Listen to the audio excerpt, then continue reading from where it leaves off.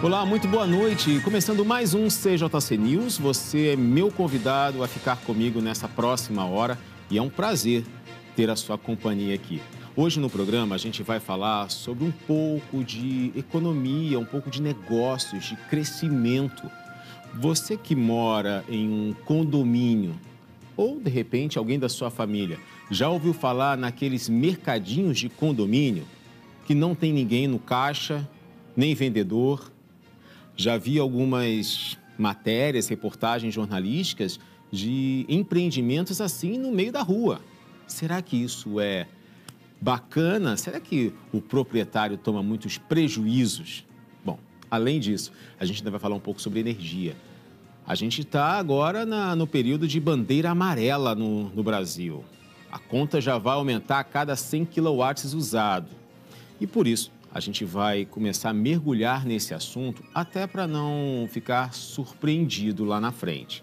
Eu estou aqui com o meu convidado, Valdo, que está aqui hoje pela primeira vez no CJC News. Seja bem-vindo, boa noite. Obrigado pela presença. Eu que agradeço pela oportunidade. Valdo, a gente vai falar sobre esses dois assuntos aqui hoje, né? Energia, questão de como isso pode mudar a vida da sociedade, Sim. Né?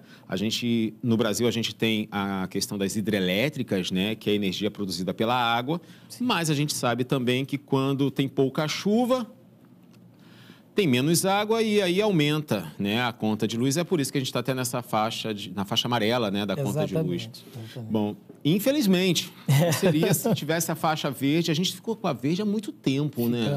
Ficamos Acho que desde 2022, eu acho. Pós-pandemia ali. Por aí, né? No término de pandemia para cá. Deu uma retrocedida aí. Isso aí. Bom, mas agora a gente vai falar sobre esses mercadinhos de condomínio. Sim. Isso é uma novidade para muita gente.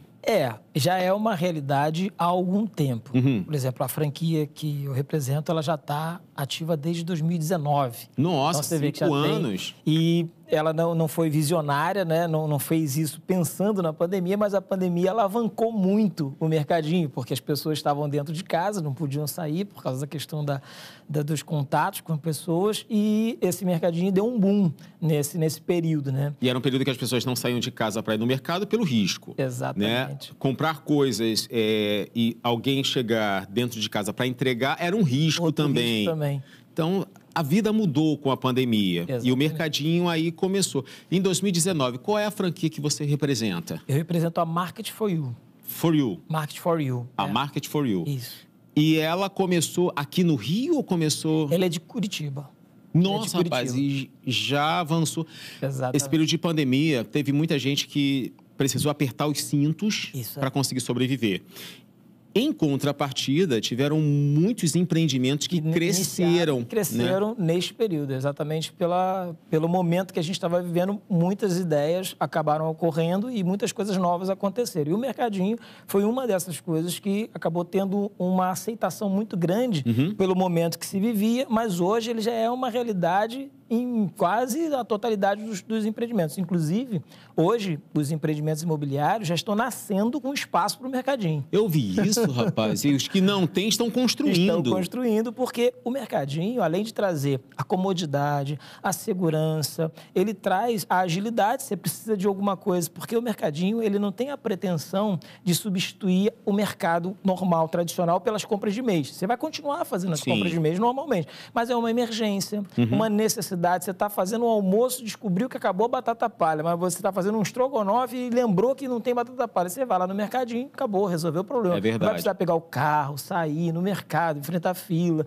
Então, ele traz essa conveniência, essa comodidade e com preços acessíveis. Sim. Essa que é legal, porque a franquia ela tem parceria com as indústrias. Então, as indústrias conseguem, pela nossa capilaridade, nós temos mais de 2.100 unidades hoje já instaladas a nível Brasil. Se a gente for comparar 2.100 unidades de mercadinho de condomínio com alguns supermercados em rede, pela quantidade de alimento, pode bater quase que páreo a páreo. Sim, né, que vocês compram de uma indústria. Exatamente.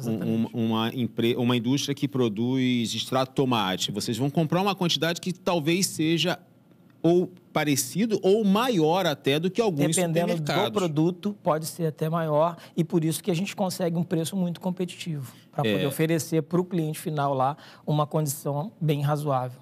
E assim, o crescimento, né? Você falou que vocês não tinham nem pretensão ou a visualização de uma pandemia que chegaria do jeito que chegou, né? A gente, em 2019, ainda não estava... Estava salpicando um pouco das informações na China ainda, né? Foi início do ano, depois de março em diante. Exatamente. E quando chegou aqui para o Brasil, foi uma mudança repentina em tudo. E vocês já tinham quantas unidades instaladas? Então, nessa ocasião, a franquia ela só tinha unidades próprias, porque justamente ele não tinha essa imaginação. Quando veio a pandemia, eles estavam com 30 unidades e passaram a 150. Nossa, de um salto assim. No mesmo ano. Quantos tinhas antes? 30. 30 para 150. Multiplicou 5 vezes a quantidade de unidades, né? Pela necessidade das pessoas, porque quando descobriram que existia, aí um indicava para o outro, olha, eu preciso aqui. E aí onde ela determinou a necessidade de abrir franquias, porque ela não tinha como abrir lojas em São Paulo, no Rio de Janeiro, porque já estava tendo demanda de outros estados e municípios, e ela precisava abrir essa oportunidade para outras pessoas. Aí foi quando ela abriu a franquia. Vocês não abriram franquias porque era um projeto daquele ano de abrir franquia. Não. Abriram franquia porque pediram para vocês abrirem. Era uma necessidade. Se você ainda não viu um mercadinho de condomínio, ou... Anderson, eu estou entendendo, mas eu queria visualizar isso. A gente tem uma matéria para você conseguir se localizar no meio de todo esse assunto. De repente, tem até no seu condomínio, mas você fala assim, olha... esse mercadinho, como tem aqui, pode não ser da mesma linha de franquia que o Valdo traz para a gente, mas é esse conceito. Dá uma olhada. A presença crescente de mercadinhos dentro de condomínios está transformando o cenário do varejo de proximidade nas grandes cidades brasileiras. Esses estabelecimentos menores, que oferecem uma variedade de produtos básicos e conveniências aos moradores, têm se multiplicado rapidamente, impulsionados pela demanda por comodidade e pela busca por soluções que economizem tempo. De acordo com um levantamento recente da Associação Brasileira de Supermercados, houve um aumento de 25% no número de mercadinhos em condomínios residenciais no último ano. Essa tendência é observada tanto em grandes metrópoles como São Paulo e Rio de Janeiro, quanto em cidades de médio porte. A expansão se deve a uma combinação de fatores, incluindo mudanças nos hábitos de consumo e a valorização da praticidade. A correria do dia a dia, o trânsito e a segurança também são alguns dos motivos que levam os moradores a preferirem esse tipo de estabelecimento. Os mercadinhos de condomínio geralmente operam em espaços reduzidos, mas estrategicamente planejados para oferecer uma ampla gama de produtos essenciais, como alimentos, produtos de limpeza e itens de higiene pessoal. Além disso, muitos deles investem em tecnologia, como aplicativos de compras e sistemas de autoatendimento para facilitar ainda mais a vida dos moradores. A tendência também tem gerado novas oportunidades para pequenos empreendedores e startups que encontram nos mercadinhos de condomínio um nicho promissor. Empresas especializadas na implementação e gestão desses estabelecimentos têm surgido, oferecendo soluções completas, desde a escolha dos produtos até a logística de abastecimento. Tá aí, impressionante, né? A ideia é de levar um mercadinho, produtos que as pessoas vão comprar, sem a presença de um vendedor, sem a presença de alguém ali fiscalizador, né? Exatamente. E aí, isso é quase que o inverso do que a gente vinha acompanhando, né? A gente sabe, eu não posso chegar e dizer, Valdo, que tem muitas pessoas, não todas, mas tem muitas pessoas que podem se aproveitar da situação. Sim. Isso passou pela cabeça de vocês?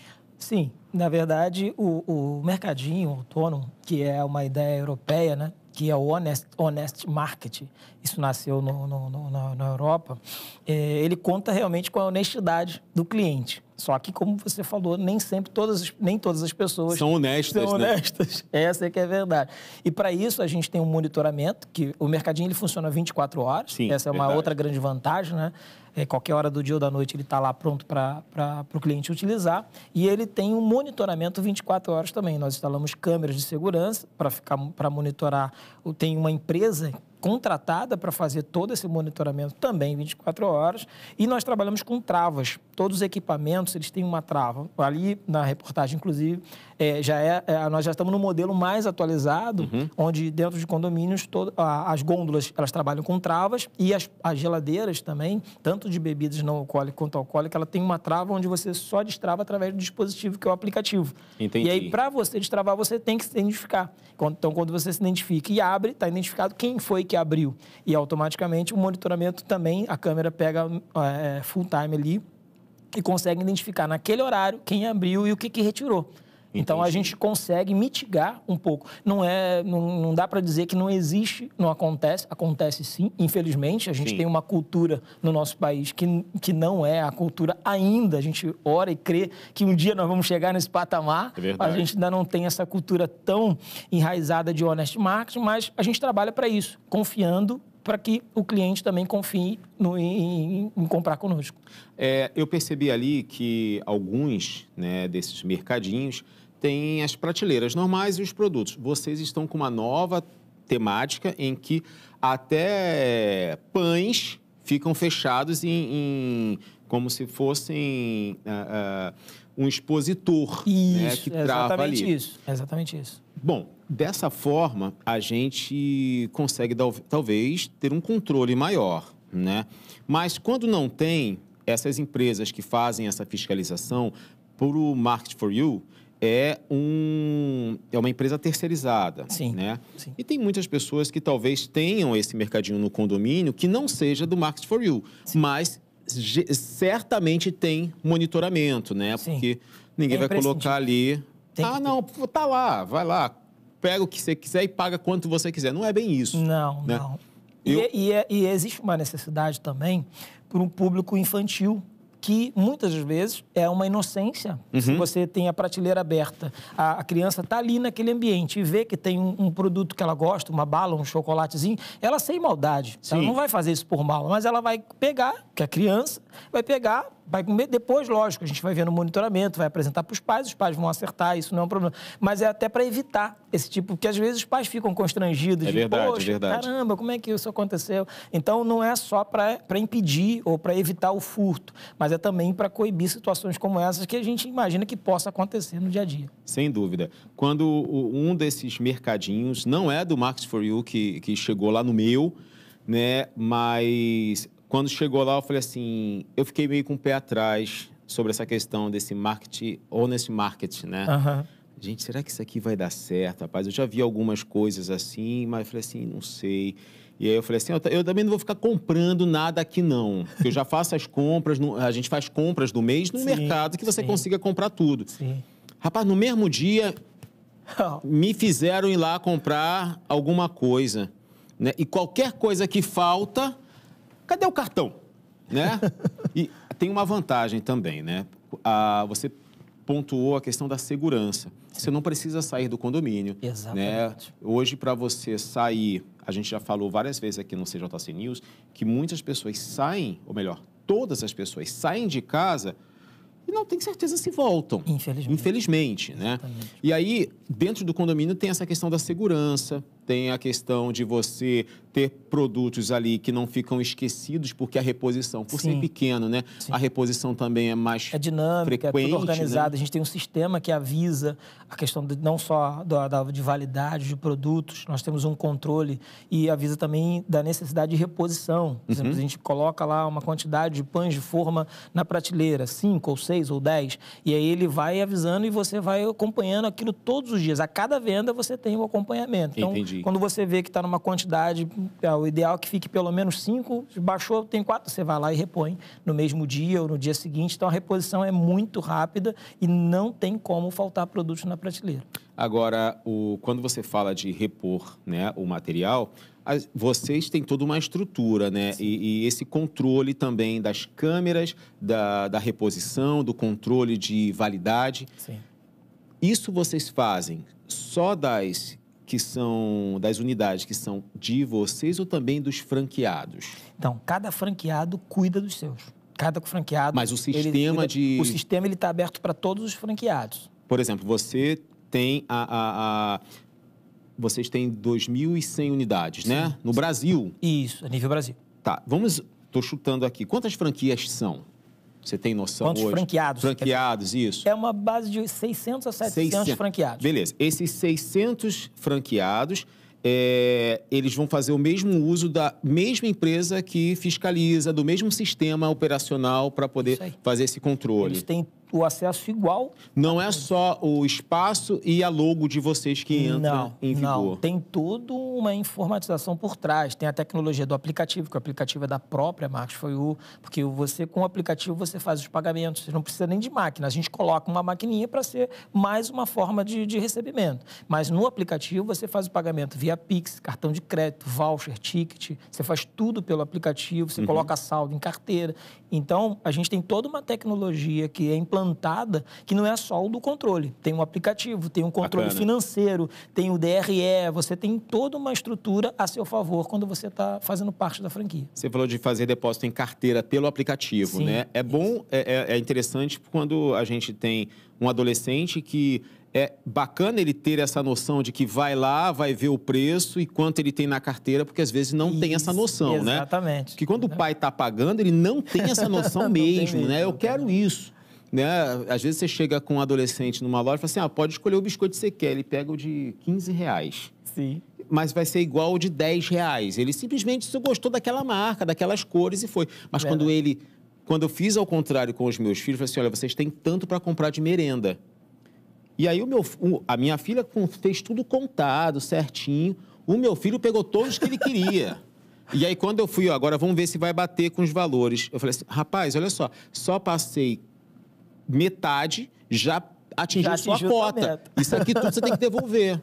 E aí é uma oportunidade para ensino, né? De ensino da educação financeira. Sim, é verdade. Que hoje é muito pobre no nosso país, né? As escolas não têm um ensino de educação financeira nas escolas, principalmente as escolas públicas, né? A gente não tem essa cultura de aprender finanças na escola. Então, é uma oportunidade também dos pais delimitarem, né? Porque tudo precisa de limite, né? Sem dúvida. Então, ele delimitar, olha, até aqui você pode, eu coloco um crédito para você, porque hoje as administradoras de cartão de crédito dão essa possibilidade, você dá cartão de crédito para os seus filhos. Para criança, é verdade. E aí você pode colocar um crédito no cartão e ajudá-lo também. E no nosso aplicativo você também determina, olha, eu vou colocar um crédito de R$20 ou de 30 ou de 50. E a gente ainda incentiva, a gente dá bônus para quem coloca crédito em carteira, até para incentivar, porque também aquele crédito que é colocado no aplicativo só pode ser usado no mercado. É verdade, então já é um valor que entra, né? Exatamente. Então a gente incentiva colocando uma bonificação e aí serve muito bem para fazer essa educação financeira, como você falou. Você comentou que os preços, às vezes, vocês conseguem fazer num preço até mais acessível que grandes mercados. Sim. Né? Por conta da quantidade. Não só por conta da quantidade, porque o nível que a gente atingiu de número de franquias é muito expressivo. Então, nós trabalhamos com indústrias como Ambev, Coca-Cola, Mondelez. Então, essas empresas, essas indústrias, elas também querem fazer com que os produtos delas tenham sucesso no nosso mercadinho. Sim, então, verdade. como foi dito na reportagem, existem empresas que nasceram por causa dos mercadinhos. Olha aí. A parte nutricional, os alimentos mais saudáveis. E aí começaram a construir embalagens em tamanhos mais reduzidos para atender aos públicos dos mercadinhos. Então, a indústria ela quer ter um sucesso no nosso mercadinho. E aí, ela mesmo promove descontos para os clientes finais. Entendi. E esses descontos, eles não são descontados do franqueado. O franqueado recebe essa diferença depois de 30 a 60 dias. Então, não há prejuízo para o franqueado e, ao mesmo tempo, há um benefício para o cliente final. E, por isso, em alguns momentos, tem produtos que a gente consegue ter um preço bem acessível e, em muitos momentos, até menor do que o mercado final. Porque a própria indústria banca esses descontos. Uau, que bacana. É muito legal. Agora, como você falou, algumas empresas começaram a demandar, né, ou melhor, produzir produtos que fossem compatíveis com o mercadinho com a chegada do mercadinho. Exatamente. E são só de grandes indústrias que o mercadinho compra material para poder abastecer as unidades, ou até empresas que estão todas fiscalizadas, aprovadas, né, por conta das agências nacionais sanitárias e tudo mais. Mas é possível uma empresa de médio porte ou pequeno porte fazer parte desse conjunto? Sim, não só é possível, como a Market for You, ela criou um projeto justamente para atender ao pequeno empreendedor local, porque às vezes tem um produto que é muito bom naquela região, mas ele não está industrializado. Mas as pessoas daquela região consomem aquele produto e gostam muito. Então, a gente tem uma área, um setor que é específico para atender a esses pequenos empreendedores, que inclusive ajudam esse empreendedor a se informar. Eles ajudam na formalização desse empreendedor. Esse empreendedor passa a fazer parte do grupo de fornecedores, mesmo sendo local, e ele passa a fornecer para os mercados da região e todos os outros que quiserem comprar dele. Então, isso ajuda também no incentivo ao empreendedorismo de pequenos empreendedores que, às vezes, estão dentro da sua casa, empreendendo, fazendo. Por exemplo, a gente comprou recentemente saladas de fruta.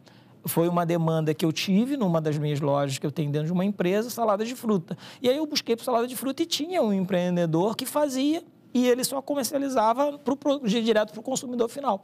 E aí, conversando, dialogando, ele entrou em contato, fez toda a informatização, se constituiu como empresa e passou a fornecer salada de frutas para a gente. Bacana. E aí deu um crescimento também no negócio dele, né? Então, isso é bem legal. Agora, tem uma coisa que eu vou conversar agora com o Valdo, que é o nosso convidado, Valdo Fernandes, né, Valdo? Isso. Sobre energia. Sim. Recentemente foi startado a bandeira amarela na conta de luz dos brasileiros, né? Tendo um aumento aí, se não me engano, de R$ 1,88 a cada 100 quilowatts usado. Isso é bastante... pode parecer um valor pequeno, mas para uma empresa isso é muita coisa. Para uma casa grande, né, com 2 banheiros, por exemplo, que o chuveiro é elétrico, isso vai representar um aumento. Chegando na bandeira vermelha 1, já vai para R$ 4,00 e alguma coisa. Na bandeira 2 é quase R$ 8,00, R$ 7,40 e alguma coisa, a cada 100 quilowatts. Então, assim, é um custo e a gente precisa saber como faz para economizar. E hoje você veio trazer algumas informações para a gente sobre a energia fotovoltaica. É nova essa? Não é? Vamos entender no VT. A energia fotovoltaica, derivada da conversão da luz solar em eletricidade, tem se destacado como uma das principais fontes de energia renovável no Brasil. O país, reconhecido por sua abundância de recursos solares, está testemunhando um crescimento exponencial na adoção desses sistemas, impulsionado por avanços tecnológicos, políticas governamentais favoráveis e uma crescente conscientização ambiental. De acordo com dados da Associação Brasileira de Energia Solar Fotovoltaica, o Brasil superou a marca de 20 gigawatts de capacidade instalada de energia solar em 2023, consolidando-se como um dos líderes mundiais nesse segmento. Esse avanço representa um aumento de 50% em relação ao ano anterior, refletindo tanto a expansão de grandes usinas solares quanto a crescente adoção de sistemas de micro e mini geração distribuída em residências e empresas. Os benefícios econômicos também são um grande incentivo para a adoção da energia solar. A redução significativa nas contas de eletricidade é um dos principais atrativos para consumidores residenciais e comerciais. Além disso, o setor de energia fotovoltaica tem gerado milhares de empregos diretos e indiretos, desde a fabricação de equipamentos até a instalação e manutenção dos sistemas. O governo brasileiro tem desempenhado um papel fundamental na promoção da energia fotovoltaica por meio de incentivos fiscais, financiamento facilitados e a implementação de políticas regulatórias que favorecem a geração distribuída. Recentemente, a Agência Nacional de Energia Elétrica revisou as normas para micro e mini geração, tornando o processo de conexão à rede elétrica mais ágil e acessível. Tá aí, gente. Olha, a energia fotovoltaica é a energia solar. Exatamente. Né? Que é transformada... Mais popularmente conhecida como energia solar. Transformada em energia elétrica que a gente usa em casa. Eu até comentei durante o VT que a gente sabe se a casa é de gente com dinheiro é quando tem essas placas em cima. É fato, né? Porque não é um custo tão barato, mas se a gente for olhar para o rendimento, é um baita investimento que se faz, não é? Sim, verdade. E foi legal você tocar nesse ponto da casa de rico ou não por conta da energia solar, porque isso virou realmente um mito hoje. As pessoas acabam não colocando energia fotovoltaica por falta de conhecimento. Porque, como você falou, a energia fotovoltaica hoje, ela já é uma realidade, como você viu na reportagem, o Brasil já é um dos maiores, já se destaca nesse segmento. Está liderando a expansão disso. Exatamente. Porque nós estamos num país tropical. E, diferente do que a maioria das pessoas imagina, não é pela energia do sol, é pela radiação. E até em dias que não tem sol, tem radiação. A gente está no inverno, embora o inverno aqui no Brasil esse ano não vai ser tão frio quanto eu gostaria, né? Sim, mas verdade. Até em dias nublados tem radiação. Exatamente. E a radiação que é captado pelas placas e é transformado em energia através de um conversor. Esse conversor converte a energia que vem das placas para energia elétrica, que a gente utiliza normalmente, e, inclusive, ele quando ele chega num patamar que está definido para ser atingido, o que houver de plus, ele ainda fornece para a concessionária local. Um exemplo, você instalou para que essa energia capte até 500 kW no dia. Quando ela bate os 500 kW, o que for a mais, ele é fornecido para a própria concessionária através do cabeamento elétrico. Então, é aí onde você gera uma gordurazinha na sua conta de energia para os meses onde você tiver um dia mais nublado, onde a radiação for menor e você tiver uma captação menor da energia solar. Você faz um banco de energia. Exatamente. De forma natural, você não precisa ficar calculando isso. Não. Quando nós fazemos o cálculo, a gente pega os últimos 12 meses de conta para justamente ter aquelas oscilações, porque vai ter meses que você vai consumir um pouco mais, pouco menos. Sem dúvida. Então, a gente pega aquela média para poder instalar a quantidade de placas necessárias para suprir a necessidade da sua residência ou da sua empresa. Então, aquela placa já tem aquela capacidade. E vai ter dias que ela vai conseguir superar essa capacidade e vai ter dias que ela não vai atingir. E aí vai ter esse equilíbrio com tudo que gera a mais em alguns dias, ele compensa os dias que não gerou. E aí você fica sempre naquele equilíbrio. E aí, falando também um pouquinho de valor, se você me permite, esses valores hoje estão muito mais acessíveis do que no passado. Quando se falava de energia solar, era realmente uma coisa de rico. Só para rico. Era só para rico, porque o cálculo do material a ser utilizado era muito caro. Hoje... Até porque tinham poucas empresas que faziam esse trabalho aqui, né? A matéria-prima, o desenvolvimento, a tecnologia para a produção dessas placas, era tudo de fora, né? Então não tinha como ser barato. Então, a gente já tem produção aqui no Brasil. Já tem. Inclusive, a empresa que a gente representa hoje, ela é de Minas Gerais, ela tem 16 anos de estrada. Uau. Então, ela foi uma das percussoras na energia fotovoltaica no Brasil e ela começou, inclusive, fornecendo insumos para essa parte. Ela não começou fornecendo a energia propriamente dita para o consumidor final. E aí ela foi crescendo, fornecendo para grandes empresas, grandes indústrias, até que ela teve a saída de fornecer também para os consumidores, pessoas físicas e pequenas empresas, e aí teve uma expansão muito maior a nível Brasil. Mas hoje o custo é infinitamente menor. Eu mesmo sou testemunha disso, um projeto que eu fiz para minha casa há uns 7, 8 anos atrás, hoje ele está 1/3 do valor que eu pagaria há 7, 8 anos atrás. Porque os produtos ficaram mais acessíveis, os incentivos fiscais que o governo promoveu e ajudou demais ao crescimento do setor, que está até garantido até 2027. Então, e as próprias empresas, elas conseguem financiar esse valor para o consumidor. Então, você só muda de pagamento. Em vez de você pagar a concessionária, que é a sua luz habitual todos os meses, você passa a pagar a parcela do seu financiamento. Só que esse financiamento, na maioria das vezes, ele é em 3, 4, 5 anos. Mas a energia fotovoltaica, ela tem garantia de até 30 anos em alguns equipamentos. Então, você acaba de pagar e depois você fica usufruindo daquela energia durante todo esse período da vida útil do equipamento e sem ter a conta de energia, a não ser a taxa básica, né? O mínimo e aquelas tarifas que aquilo ali, você com a casa fechada, você tem que pagar. Sim, paga para a concessionária que já atende a energia hidroelétrica, né? Sem placas energia solar. Agora, tem uma coisa, só para a gente poder exemplificar de forma bem prática. Esse cálculo de 1 ano é para ver também quantas placas eu preciso ter na minha casa. Exatamente. Né? E aí, vamos lá, eu preciso aí gerar tantos gigawatts, não sei se chega a giga uma casa, ou kilowatts, né? Eu acho que uma casa não chega a giga, não, chega? Não, dificilmente. Depende, né? Depende. Depende de quem for o dono da casa. Depende. A casa do Valdo, pelo menos umas 3 gigas está de boa. Mas a gente, beleza, tenho ali 500 quilowatts, né? Vou precisar vou chutar aqui, não sei quantas placas. 10 placas.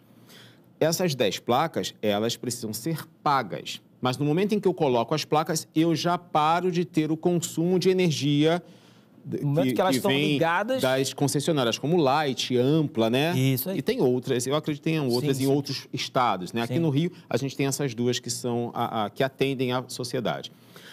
Nesse período que eu estou pagando essas placas, que tem um financiamento de até 5 anos, mais ou menos. Até 6 anos. 6 anos. Até 6 anos. Vai ser um custo que pode ser, talvez, perto do valor da conta de luz que é paga, um pouquinho a mais. A questão é que... Um pouquinho menor. Normalmente, a gente consegue, se for em 6 anos, você consegue até ser menor do que o valor da conta que você paga. Sério? Sim. E aí, depois disso, você já não tem que pagar o financiamento das placas. As placas estão ali para você, Isso né? aí.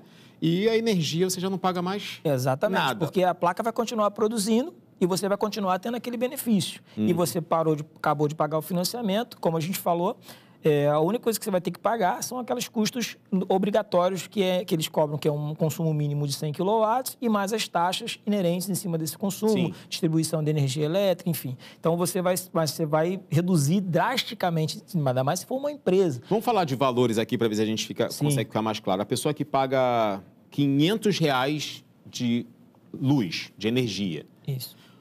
Usando o financiamento, né, por 6 anos aí, talvez fique nessa quase média. Vai 400 pagar em torno alguma de R$440, R$460. Por 6 de financiamento. anos. Isso. Já facilitou, que já foi menos que a conta de luz normal, né? Depois disso, cai para, uns R$100? 120, se dependendo da concessionária, mas vai ficar em torno de R$100 a R$125. Olha, tem uma diferença grande. Muito. Ainda mais no longo prazo. Se você calcular isso por 20 anos, é um retorno financeiro absurdo. Hoje, eu diria que não investir na energia fotovoltaica, assim, só se a gente quiser realmente continuar rasgando dinheiro, porque, assim, é muito claro o retorno financeiro. Se você pegar esse valor, por exemplo, a diferença e aplicar no investimento, lógico, né, tem que ter aquele rigor de você se policiar para fazer isso. Mas se você fizer, você vai ter um susto quando você bota o cálculo numa HP e você fala, caramba, eu vou ter 200 mil de retorno durante 20 anos. Verdade. 250 mil. Então, é um retorno realmente absurdo. Agora, tem uma questão. Quando você... tem a energia que não é a fotovoltaica, existe queda de luz, existe... Transformador estourou aqui na rua, né? Árvore derrubou fiação, arrebentou tudo.